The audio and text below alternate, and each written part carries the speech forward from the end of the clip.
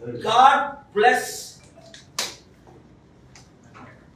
media, courageous owners for reporting, giving life, and then my dear friends, reporters. What has happened yesterday? Killing a fighter hero, Ramalingam Murthy, is a total failure of Revanth Reddy as a Home Minister, as Chief Minister.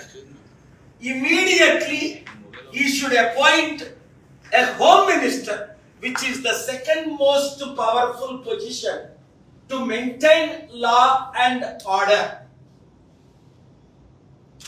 Many are blaming Revanth Reddy for countless murders in Telangana state for the last 13 months since he became Home Minister and Chief Minister. Ramalingam Murthy's court case is today in the Honorable AP High Court against KCR, Harish Rao for giving Kaleshwaram project to Megha Krishna Reddy. Revanth Reddy clearly mentioned hundreds of times as a candidate. He will call for CBI inquiry in this Kaleshwaram project, which is India's biggest scam by Megha Krishna Reddy. 1,10,000 crore, 48,000 proven corruption, filed by me since April last year. Even this Monday, I requested the Honorable Telangana Acting Chief Justice to hear the matter Tuesday, because I knew anyone fighting against Megha Krishna Reddy is not covered by the most media, but thank God you are covering. Is Revanth Reddy became best friend with Megha Krishna Reddy. Instead of arresting him as he promised, instead of arresting KCR for giving this Kaleshwaram project, he is doing nothing but protecting the biggest criminal of this country, the biggest corrupt leader of this country, Megha Krishna Reddy. Why? He became friends. CBI inquiry must be conducted, and I will not quit. Tomorrow itself, again I will go to the Telangana Honorable High Court to demand the CBI inquiry, which I filed 1 year ago, argued many times. Ramalingam Murthyki న్యాయం జరగాలంటే CBI enquiry వేయాలి. ఎందుకు అంటే ఆయన case file చేసింది ఎవరి మీద? Mega Krishna Reddy మీద. 1,10,000 కోట్లు అవినీతి జరిగింది. నేను రుజువులతో 48,000 కోట్లు అవినీతి జరిగిందని కాగ్ రిపోర్ట్ ఫైల్ చేసి సంవత్సరం అయింది.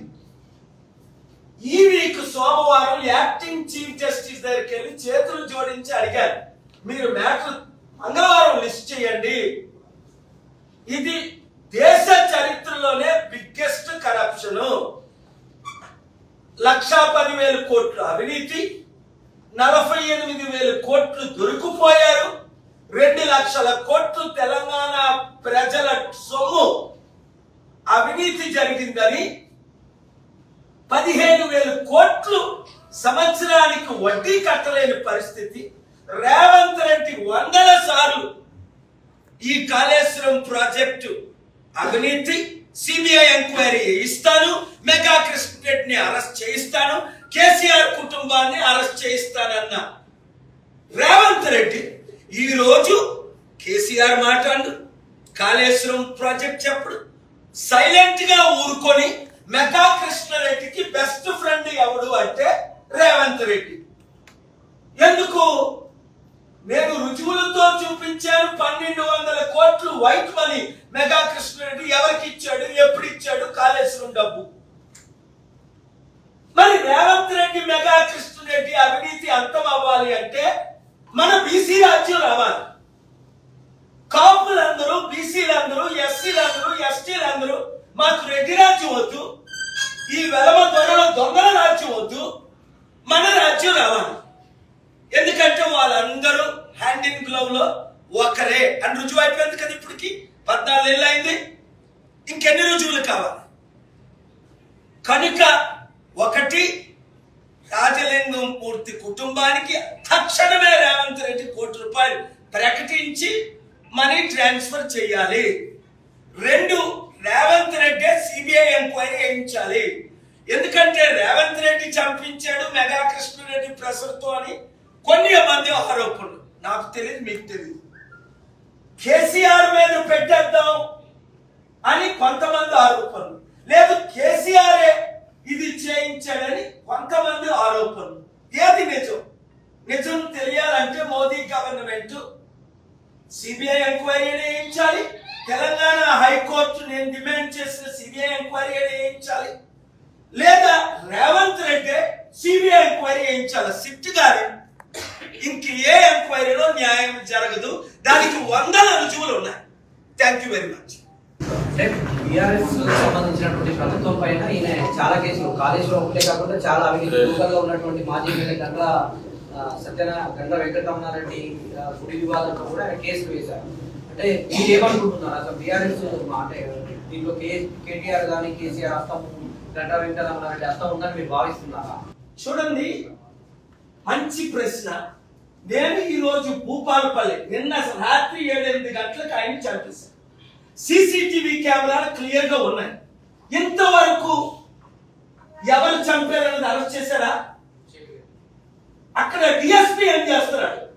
నేను కోర్టుకి వెళ్ళి అక్కడ డిఎస్పీని, సిఐని, ఎస్పీ సస్పెండ్ చేయకపోతే 72 గంటల్లో నేనే కోర్టుకి వెళ్ళి వాళ్ళని ట్రాన్స్ఫర్ చేయడమో సస్పెండ్ చేయడమో చేయిస్తాను. పోలీసులారా, ఈ రోజు ఆంధ్రప్రదేశ్ గవర్నమెంట్ లో చూడండి 16 మంది అవినీతి చేశారని వాళ్ళకి జాబులు లేకుండా పోయాయి, ఇంక్లూడింగ్ ఐపీఎస్ కి, డీజీపీకి, అడిషనల్ డీజీపీకి. మీరు న్యాయం చేస్తారా లేదా నన్ను చేయించమంటారా? దేవుడు మీ కుటుంబాలను సర్వనాశనం చేస్తాడు, మీ పిల్లల సర్వనాశనం చేస్తాడు. ఎందుకంటే రాజలింగం మూర్తికి కూడా పిల్లలు ఉన్నారు కదా, కుటుంబం ఉంది కదా. మనుష్యుడు ఏ విత్తునో ఆ పంటనే కోస్తాడు. మీరు న్యాయం చేయండి. డబ్బుకి మెనిపులేట్ అవ్వకండి, పొలిటికల్ ప్రెషర్ అసలు మెనిపులేట్ అవ్వకండి. సీక్రెట్గా వచ్చి నన్ను కలవండి, నేను మీ తరపున నిలబడతాను. ఎందుకంటే 100% పోలీసులు న్యాయం చేస్తున్నారు కాబట్టే కొంచెమైనా రాష్ట్రం బాగుంది. మీ తరపున నేనున్నా, మీ తరపున దేవుడు ఉంటాడు. రాజలింగమూర్తి న్యాయం జరగాలి. ఇక్కడ ఎమ్మెల్యే చేయించాడా? ఇదేంటిది? 100,000 హత్యలు జరుగుతుంటే, 100,000 మానభంగాలు జరుగుతుంటే ఎక్కడ న్యాయం? ఇది ఏమవుతుంది? నైజీరియాలో కూడా పట్ట పగల చంపేస్తారు. అంతకంటే 100 రెట్లు ఎక్కువ ఈ రేవంత్ రెడ్డి గవర్నమెంట్ వచ్చిన తర్వాత జరుగుతున్నాయి.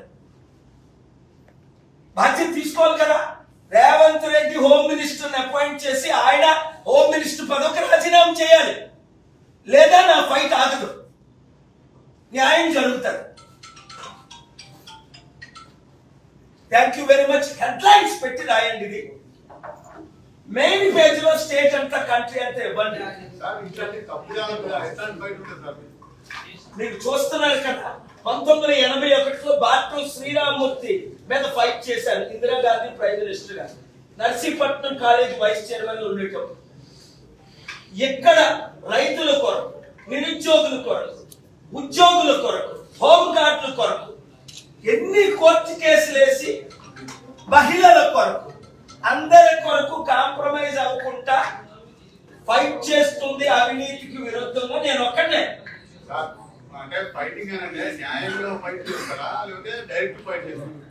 నేను ఏ ఫైట్ అయినా చేస్తాను. ప్రజల్ని కాపాడుకునే ఫైట్ చేస్తా. ఫస్ట్ ఫైట్ నాది ప్రార్థనా ఫైట్. రాజశేఖర రెడ్డికి నాకు గొడవైనప్పుడు దేవుడి ద్వారా ఫైట్, చట్టాల ద్వారా ఫైట్. యూత్ సహించేది లేదు. నిరుద్యోగులారా బయటికి రండి, నిలదీయండి, ప్రశ్నించండి. 7569441275 కి ప్రతి సర్పంచ్ గా, ఎంపీటీసీగా, జెడ్పీటీసీగా ప్రజాశాంతి పార్టీ తరఫు నుండి ఫైట్ చేయండి. నేనున్నా మీకు. రాజలింగం మూర్తి కొరకు భూపాలు వచ్చాను కదా, అక్కడ 1 అవర్ ఆగండి మర్యాద చేయకుండా అంటే ఎందుకు ఎంత భయం? అక్కడికక్కడే ఫ్యూనరల్ ఎందుకు చేయించేశారు? అందుకని అటు నుండి మరలా ఇటు వచ్చి హనుకొండలో ఈ ప్రెస్ మీట్ పెట్టడం జరుగుతుంది. న్యాయం కొరకు ఫైట్ చేస్తాను. న్యాయమే గెలుస్తుంది ఏ రోజుకైనా. కంపల్సరీ. ఇప్పుడు ఇదే చూడండి, ఒక రెడ్డిని చంపితే, ఇంకొక కులాన్ని చంపితే ఇంకొక టైప్ ఎంక్వైరీ. మన బీసీని చంపితే పట్టించుకున్నాడు లేడు. బానిస కానీ ఇప్పుడు ఆర్ కృష్ణ ఉన్నాడు, బీసీ బానిస అయిపోయాడు, టచ్ చేయరు. ఆర్ కృష్ణ ద్వారా కొత్త కొత్త కుర్రోళ్ళు తీసుకొస్తున్నారు. ఇప్పుడు ఒక యూట్యూబర్ని ఎమ్మెల్సీ పోస్ట్ ఇచ్చి నోరు మించడానికి పేరేమో చెప్పాల్సిన లేదు. కనుక బానిసలైన బీసీలారా, బిఆర్ఎస్ లో ఉన్న బీసీలారా, కాంగ్రెస్ లో ఉన్న బానిసలైన బీసీలారా, బీజేపీలో ఉన్న బానిసలైన బీసీలారా, ఒక్కసారైనా న్యాయం చేయరా మీరు? ఆ 2-3 కుల కుటుంబ పార్టీల నుంచి మీరు బయటకు రారా? ఒక్కసారి అంబేద్కర్ ఆశయాలు నెరవేర్చరా? ఒక్కసారి బీసీనైన నన్ను మీరు ముఖ్యమంత్రి చేస్తే ఎన్ని అద్భుతాలు జరుగుతాయి, ఎంత అభివృద్ధి జరుగుతుంది. వాళ్ళు రారు. అయితే మీరు యూత్ అంతా రండి. Let us fight together, pray together, fast together, work together to make the next CM not from BJP BC or BRS BC or Congress BC, because they are not BCs who are in BJP, BRS and Congress. They are nothing but slaves of the upper caste rule of the last 78 years.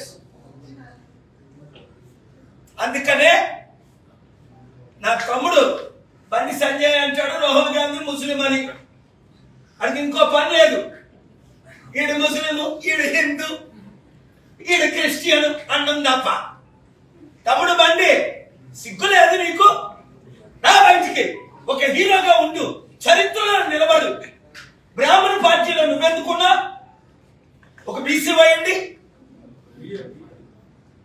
బ్రాహ్మణ BJP RSS పార్టీలో నువ్వెందుకున్నా?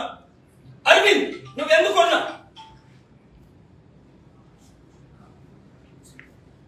ఈటల రాజేంద్ర బయటికి రా. అరే నీకేం తక్కువరా? నేనంటే ఇంత గౌరవం. 2 చేతులు జోడించి మీరు అందరూ నాకు నమస్కారాలు పెడతారు ఎక్కడ కనబడినా. మరి ఎందుకు మీకు భయం?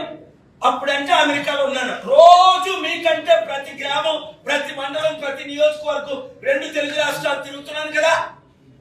సుప్రీం కోర్టు నుంచి గల్లీ కోర్టు వరకు మీకు ఒక ఫైట్ చేస్తున్నాను కదా. నాంపల్లి కోర్టులో గొడవ అయితే నేను అక్కడే. సుప్రీం కోర్టులో మీ కొరకు, రైతులందరి కొరకు న్యాయం చేయలేదా? రాకేష్ టికెట్ రూల్స్ చేంజ్ చేసి 60-70% ఉన్న రైతులకు నేను రైతుల మినిస్టర్ నా హోటల్కి రప్పించుకొని సంతకాలు పెట్టించి కేసులు విత్డ్రా చేయించుకున్నాను కదా 2022లో. ఇక్కడ 2023లో కామారెడ్డి రైతులకు న్యాయం చేయలేదా? ఆర్డర్ తేలేదా? కంపెనీని ఆపలేదా? ఇంకెంతకాలం మీ కొరకు నేను ఒక్కరిని పోటీ చేస్తాను, ఫైట్ చేస్తాను? మీరు ఎంతకాలం దాగుంటారు? చూస్తున్నారు నిచ్చెనలాగా. నిచ్చెన అందరినీ ఎక్కిస్తుంది పైకి, నిచ్చెన మాత్రం ఎప్పుడు ఎక్కదు. ఈ బీసీ బానిసలు అందరూ నిచ్చెనలాగా ఉండిపోయారు ఆ పార్టీలు. బయటకు రండి, మంత్రులు కండి, రాజ్యాధికారం ఏర్కోండి. Thank you very much.